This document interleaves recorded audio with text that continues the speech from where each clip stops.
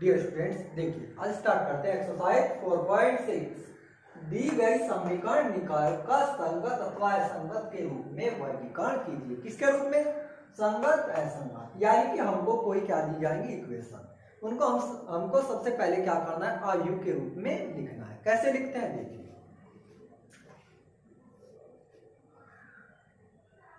समीकरण को आयु के रूप में निम्नलिखित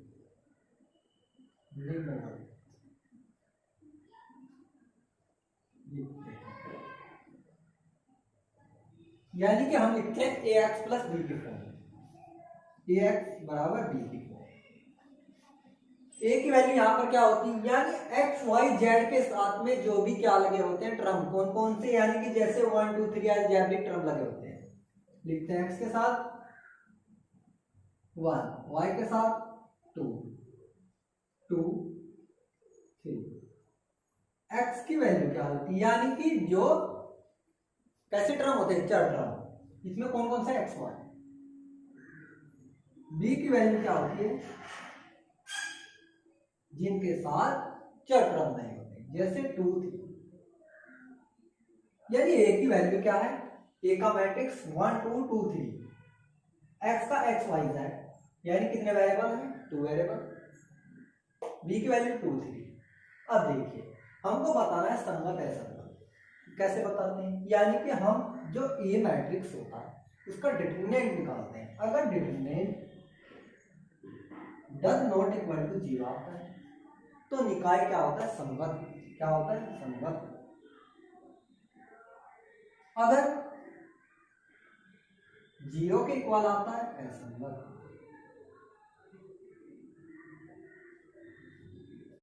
देखिए A determinant does not equal to 0, यानी कि संगत। क्या होता है, संगत। दूसरा नेम क्या बोलते हैं, व्युत्क्रमणीय, यानी ए क्या है, व्युत्क्रमणीय।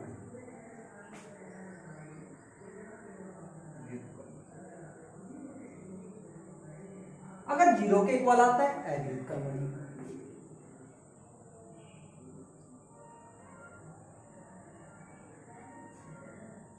यानी हम निकालते हैं ए डिटरमिनेंट 1 2 2 3। हमने डिटरमिनेंट सीख रखा है निकालना, यानी 1 की मल्टीप्लाई 3, 2 की मल्टीप्लाई 2 में हमारे पास आता है -1। इसलिए ए व्युत्क्रमणीय है। क्या है, व्युत्क्रमणीय है। अतः दिया गया निकाय संगत है। कैसा है, संगत। यानी ए डज नॉट का मान क्या है हमारे पास, डज नॉट इक्वल टू 0। इसी वजह से क्या है, दिया गया निकाय संगत। क्वेश्चन नंबर 3, यानी x प्लस 3y बराबर 5 टू x प्लस 6y बराबर 8, यानी क्या निकाला, संगत ऐसा। सबसे पहले हम क्या करते हैं, आयु रूप में लिखते हैं, यानी ax बराबर b, ax बराबर b। a की वैल्यू यानी क्या है, 1 1 2 3 6। वेरिएबल कितने हैं, 2 एक्स वाई। बी की वैल्यू 5 8। अब हम क्या निकालते हैं, ए डिटरमिनेंट। क्या, ए डिटरमिनेंट निकालते हैं 1 2 3 6। 1 की मल्टीप्लाई 6 6, 2 की मल्टीप्लाई 3 6, यानी आता है 0। अगर हमारे पास ए डिटरमिनेंट का मान 0 आता है तो ए क्या होता है, अव्युत्क्रमणीय। इसलिए ए अव्युत्क्रमणीय है। अतः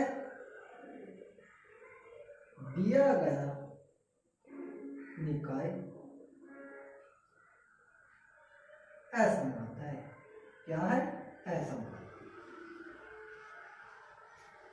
अगर ए डिटरमिनेंट का मान डज नॉट इक्वल टू 0 आता, ए होता हमारे पास व्युत्क्रमणीय और निकाय क्या होता संगत। लेकिन हमारे पास क्या है, ए डिटरमिनेंट का मान 0 के इक्वल आया, इसलिए ए क्या है, व्युत्क्रमणीय है, अतः दिया गया निकाय असंगत है। देखिए 7th क्वेश्चन, यानी कि हमको कोई समीकरण दी जाएंगे और उसको क्या बोला जाएगा, आयु विधि द्वारा हल किया। यानी कि सबसे पहले हम किसके रूप में लिखते हैं, ए एक्स प्लस बी, ए एक्स प्लस बी। ए की वैल्यू 5 7 2 3, एक्स की वैल्यू एक्स वाई, बी की वैल्यू 4 5। उसके बाद निकालते हैं ए डिटरमिनेंट का मान। देखिए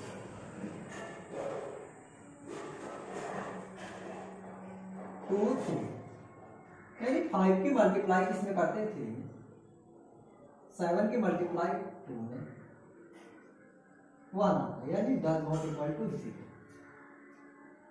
इसलिए ए व्युत्क्रमणीय है।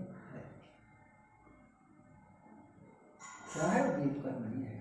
लेकिन हमको एक्स वाई की वैल्यू निकालनी है। कैसे निकालते हैं, देखिए जो हमारा क्या होता है ए एक्स प्लस बी, दोनों साइड क्या करते हैं, ए इनवर्स से मल्टीप्लाई। अगर हम ए इनवर्स से मल्टीप्लाई करते हैं, देखिए यानी ए इनवर्स से आई, ए इनवर्स बी, आई की मल्टीप्लाई एक्स में, यानी कि same X, A inverse B. हमारे पास मानता है x बराबर ए इनवर्स बी, समीकरण मानते हैं फर्स्ट। यानी कि हमको किसकी वैल्यू निकालनी है, ए इनवर्स की। ए इनवर्स की निकालने के लिए क्या होता है, तो हमारे पास 1/, एडजॉइंट ए, यानी कि हमको एडजॉइंट ए का भी मान निकालना है। अब क्या निकालते हैं, यानी कि ए डिटरमिनेंट का मान निकल चुका है, डज नॉट इक्वल टू 0। अब हमें निकालना है सेकंड, क्यों, क्योंकि एडजॉइंट ए है। अब ए के क्या निकालते हैं, सेकंड, ए के सेकंड, यानी कि सबसे पहले a1 -1 की पावर 1 + 1 m1। देखिए यानी कि 1 + 1 2 क्या है, even number, positive sign, m1 1, यानी कि फर्स्ट रो फर्स्ट कॉलम छोड़ देते हैं, हमारे पास आता है a। उसके बाद a1 -1 की पावर 1 + 2 m1, यानी कि फर्स्ट, पहली बात sign minus, first row second column को छोड़ना है, फर्स्ट रो सेकंड आता है।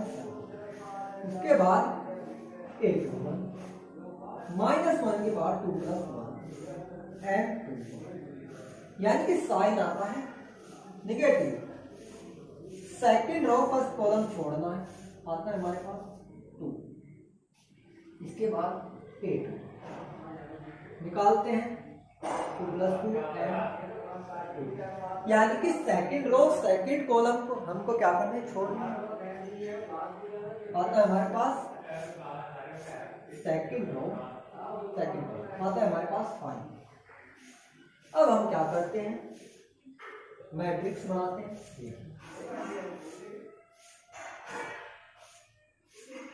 b बराबर 3 7 -2 -2 5, निकालते हैं एडजॉइंट ए, यानी कि ट्रांसपोज रो को कॉलम में change.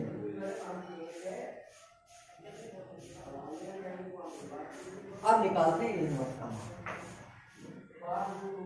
1/a determinant adjoint A determinant का मान 1, एडजॉइंट ए का मान 3 -2 -7, यानी ये ए इनवर्स का मान आ चुका है। अब रखते हैं समीकरण फर्स्ट में, समीकरण फर्स्ट में मान रखने पर हमको पता है किसके मान रखने हैं, x के, ए इनवर्स के और b के। x का मान x1, एक मिनट, एक्स बराबर लिखते हैं पहले इनवर्स में एक्स वाई, ए इनवर्स की वैल्यू 3 माइनस 7 माइनस 2 5, बी की वैल्यू हमारे पास 4 5। अब देखिए मल्टीप्लाई करते हैं, 3 के मल्टीप्लाई 4 में कितना आता है 12 माइनस 10 28 25। सोल्व करते हैं, देखिए एक्स वाई बराबर, यानी 12 से 10 गए 2 और माइनस 3, एक्स की वैल्यू 2, वाई की वैल्यू माइनस 3। अब देखिए हम देखते हैं कि हमारे आंसर सही भी है नहीं। हम क्या करते हैं, दोनों वैल्यू को कोई सी भी इक्वेशन में पुट करते हैं। देखिए लेते हैं 5x 2y, यानी लेफ्ट हैंड साइड में रखा है, x की वैल्यू 2, y की वैल्यू 3, यानी 10 माइनस 6 4, यानी इक्वल है 4 के, यानी कि हमारा क्या है एक्स वाई की वैल्यू सही है। दोबारा समझते हैं, देखिए सबसे पहले हम क्या करते हैं, समीकरण को ax प्लस b के रूप में लिखते हैं, यह लिख लेते हैं। अगर हम चाहें तो इनको अलग अलग भी लिख सकते हैं, यानी कि क्या करते हैं, a का मान अलग से लिख सकते हैं, नीचे साइड क्या दिया है 5 2 7, और x का अलग से एक्स वाई ऐसे, b का अलग से 4 5, ऐसे हम लिख सकते हैं। मैंने इसलिए नहीं लिखा क्योंकि क्वेश्चन बोर्ड पर नहीं आ सकता, इस वजह से मैंने इस तरीके से लिखा। उसके बाद ए डिटरमिनेंट का मान क्या करते हैं, ए मैट्रिक्स सॉल्व लेते हैं, उसका डिटरमिनेंट निकालते हैं, यानी कि हमारे पास क्या आता है डज नॉट इक्वल टू 0। अगर 0 के इक्वल आता है तो हम क्या नहीं निकाल सकते, एक्स की वैल्यू नहीं निकाल सकते। क्यों, क्योंकि ए इनवर्स का मान भी हम नहीं निकाल सकते। जब हम ए इनवर्स का मान नहीं निकाल सकते तो हम एक्स वाई की वैल्यू, अगर जेड पे होता तो वैल्यू नहीं निकाल सकते। उसके बाद ए के सेकंड ऐसे निकालते हैं, फिर एडजॉइंट ए क्या होता है, यानी उसका ट्रांसपोज जो मैट्रिक्स हम सेकंड से निकालते हैं। उसके बाद ए इनवर्स, फिर क्या करते हैं एक्स बराबर A inverse B, value put करते हैं, मल्टीप्लाई करते हैं, फिर एक्स के जो क्या होता है सापेक्ष, यानी एक्स की वैल्यू वाई की वैल्यू, ऐसे निकल जाते हैं। अगर हमको देखना है कि हमारा क्वेश्चन सही है या गलत है, हम क्या करते हैं एक्स वाई की वैल्यू कोई सी समीकरण में क्या करते हैं रख देते हैं। रखने पर क्या होता है, अगर left hand side right hand side के इक्वल आता है तो हमारा क्वेश्चन क्या है सही है। इसे हम क्या निकालते हैं एक्स वाई जेड की वैल्यू। देखिए क्वेश्चन नंबर 9 करते हैं, यानी 4x minus 3y equal to 3, 3x minus 5y equal 7, यानी हमको क्या निकालना है एक्स वाई की वैल्यू निकालनी है। क्या करते हैं, सबसे पहले x प्लस बी की फॉर्म में, x बराबर b, a की वैल्यू देखिए 4 माइनस 3 3 माइनस 5, x की वैल्यू कितने वेरिएबल है 2 एक्स वाई, बी की वैल्यू 3 7। अब क्या निकालना हमको, ए डिटरमिनेंट, 4 3 माइनस 3 माइनस 5 निकालते हैं, मल्टीप्लाई, यानी माइनस 20 माइनस प्लस 9 माइनस 11, यानी कि a does not equal to 0, इसलिए a व्युत्क्रमणीय है। क्या है, व्युत्क्रमणीय है। इसके बाद क्या निकालते हैं सेकंड, a के सेकंड, a1 माइनस 1 की पावर 1 प्लस 1 m1। देखिए यानी कि हमको क्या करना है, फर्स्ट रो फर्स्ट कॉलम को छोड़ना है, बचता है माइनस 1 a1 1 प्लस 2 m1, यानी कि 1 plus 2 3 minus, first row second column छोड़ 3। इसके बाद a1 1 plus sorry third column तो हमारे पास है ही नहीं, A21 2 प्लस माइनस, यानी कि सेकंड रो फर्स्ट कॉलम हमको क्या करना है, छोड़ना है। Second row first column minus हमारे पास बचता है प्लस, इसके बाद A22 -1 की power 2 + 2 and 2। Second row second column हमको छोड़ना है, आता है हमारे पास 4। हमारा मैट्रिक्स बनता है -5 -3 3 4। इसके बाद एडजॉइंट ए क्या आता है, यानी कि इसका ट्रांसपोज निकालते हैं। उसके बाद हम क्या निकालते हैं, ए इनवर्स। क्या होता है inverse, 1/a adjoint A, value -11 -5 3 3 4। हमको निकालना क्या है, एक्स वाई की वैल्यू, यानी कि क्या आता है वहां से एक्स बराबर ए इनवर्स बी। समीकरण फर्स्ट रखते हैं, समीकरण फर्स्ट में मान रखेंगे, समीकरण फर्स्ट में मान रखने पर एक्स का मान X Y, X Y, A inverse का मान 1/-11 -5 3 3 4, बी की वैल्यू 3 7। अब एक्स वाई माइनस के 1/11 मल्टीप्लाई करते हैं, -5 की 3 -15 3 मल्टीप्लाई 7 में 21, ऐसे -9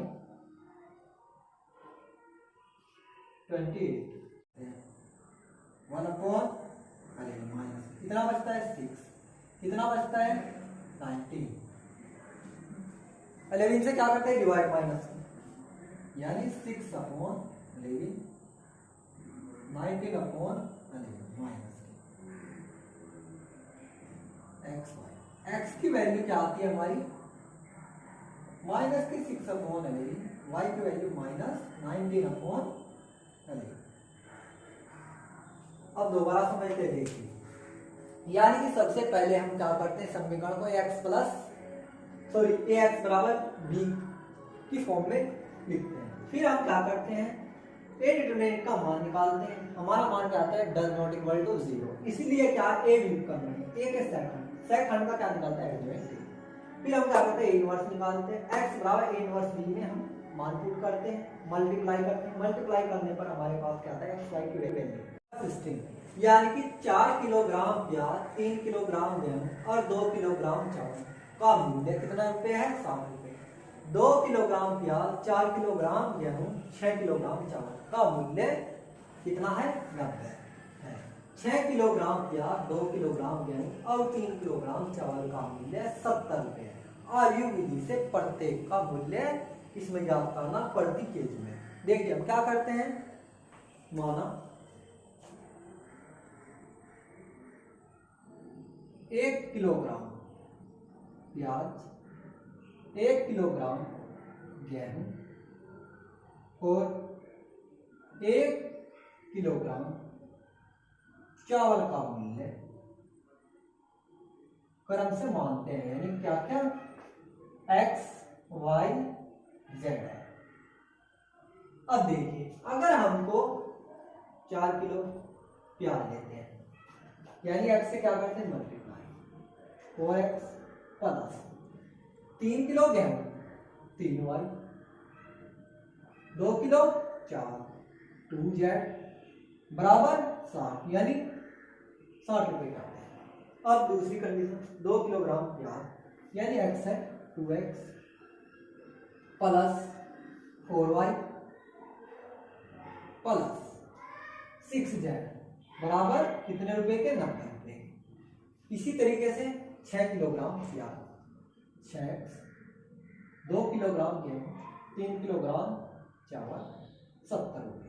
यानी कि हमारी इक्वेशन किस चीज में चेंज हो चुकी, एक्स वाई जेड बन चुके। अब हमको एक्स वाई जेड की वैल्यू निकालनी, कैसे, जैसे पिछले क्वेश्चन में निकाली, यानी कि ए एक्स प्लस बी की फॉर्म में लिखते हैं।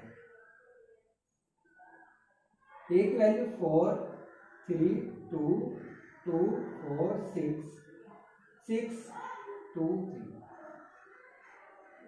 X Y z. बी की वैल्यू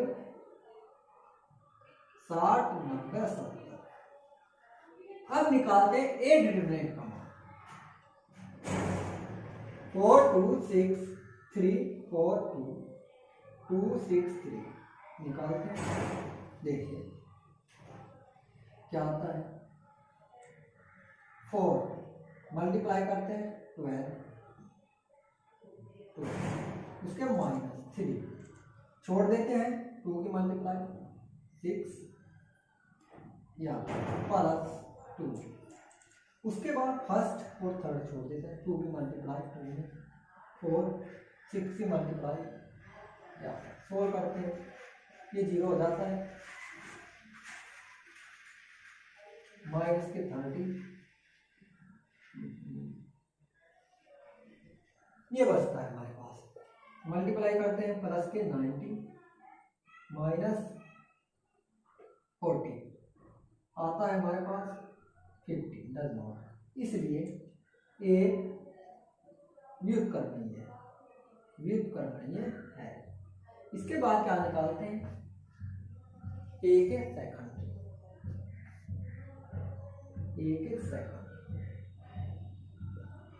ए 1 + 1 m 1 यानी कि पॉजिटिव साइन, फर्स्ट कॉलम छोड़ देते हैं, 4 2 6 3 मल्टीप्लाई करते हैं 12 - 12 = 3, इसके बाद a 1 + 2 m 1 2 minus sign, first row second column छोड़े 2 6 6 3 सोल्व करते हैं, 6 प्लस के 30 आ जाता है। इसी प्रकार ए 1 3 1 + 3 m 1 3 निकालते हैं। देखिए फर्स्ट रो थर्ड कॉलम छोड़ देते हैं, 2 6 4 2 सोल्व करते हैं, 4 माइनस के 20 आता है हमारे पास। अब ए 2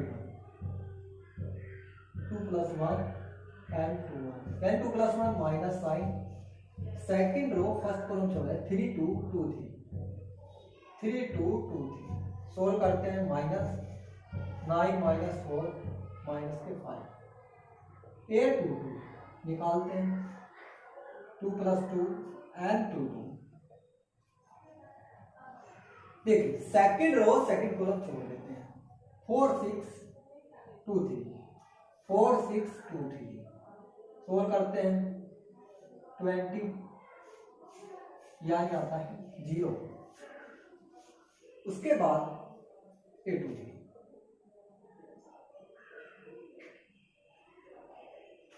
माइनस का sign row number, second row third column छोड़ देते हैं, 4 6 3 2 4 6 3 2 सोल्व करते हैं, 8 एंड प्लस के 10, इसके बाद ए 0 3 + 1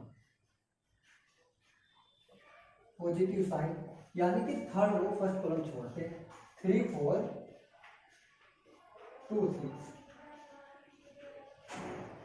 10 आता है। इसके बाद ए 3 निकालते हैं, ए 3 3 + 2 m 3 2। देखिए यानी माइनस का साइन, 3 रो सेकंड कॉलम चले, 4 2 2 6 4 2 2 6 सोल्व करते हैं, -4 -20, इसके बाद A3 3 + 3 and 3। देखिए क्या करते हैं हम, थर्ड कॉलम छोड़ देते हैं, 4 2 3 4, क्या आता है हमारे पास, मल्टीप्लाई करते हैं यानी कि 10 आता है, हमारा मैट्रिक्स बनता है B बराबर, देखिए क्या A बराबर का मान 0 30, इसके बाद -20, इसके बाद -5, इसके बाद 0 10, फिर 10 -20 10, ये हमारा निकल कर आता है B। देखिए अब निकालते हैं एडजॉइंट टेबल, यानी कि ट्रांसपोज 0 30 -20 5 0 10 10 -20 10, यानी रो को कॉलम में चेंज कर देते हैं। अब हमको निकालना है A इनवर्स, क्यों, x बराबर क्या होता है A inverse B। A inverse क्या होता है 1/A determinant adjoint A। A determinant का मान 50, 0 -5 10 30 0 -20 -20 10 10। अब हम वैल्यू को पुट करते हैं इक्वेशन फर्स्ट में मान को, यानी कि x बराबर क्या है हमारे पास A इनवर्स B। x की value x y z, A inverse की वैल्यू 1/50, देखो 0 30 -20 -5 0 10 10 -20 10। B की वैल्यू मेरे पास 60 90 70, सोल्व करते हैं, मल्टीप्लाई 0 की मल्टीप्लाई 0 में, मल्टीप्लाई 0 -1400, कितने बचते हैं 1200 900 700, सोल्व करते हैं 1/50, कितने बचते हैं 250, कितने बचते हैं 400 1600 400, 50 से डिवाइड करते हैं प्रत्येक को 5 8 8, x y z, x की वैल्यू 5, y की वैल्यू 8, z की वैल्यू 8, यानी कि 1 किलोग्राम प्याज का मूल्य आता है 1 किलोग्राम प्याज कितने रुपए की 5 रुपए की, 1 किलोग्राम गेहूं 8 रुपए, इसके बाद 1 किलोग्राम चावल कितने रुपए का, चावल रुपये 8। दोबारा समझते हैं, देखिए सबसे पहले हम क्या करते हैं, हम प्याज और गेहूं और चावल के मूल्यों को प्रत्येक को 1 किलोग्राम को क्या मानते हैं XYZ रुपए। फिर क्या करते हैं इक्वेशन मानते हैं, इक्वेशन को ax + b फॉर्म में लिखते हैं, उसके बाद A डिटरमिनेंट का मान, फिर A के सेकंड, फिर क्या एडजॉइंट A, फिर A इनवर्स, फिर हम वैल्यू पुट करते हैं x बराबर A इनवर्स B में, फिर हमारे पास XYZ की वैल्यू आती है, यानी x क्या है प्याज का मूल्य, गेहूं का मूल्य, y z यानी चावल का मूल्य। ऐसे हम क्या करते हैं क्वेश्चन सोल्व करते हैं।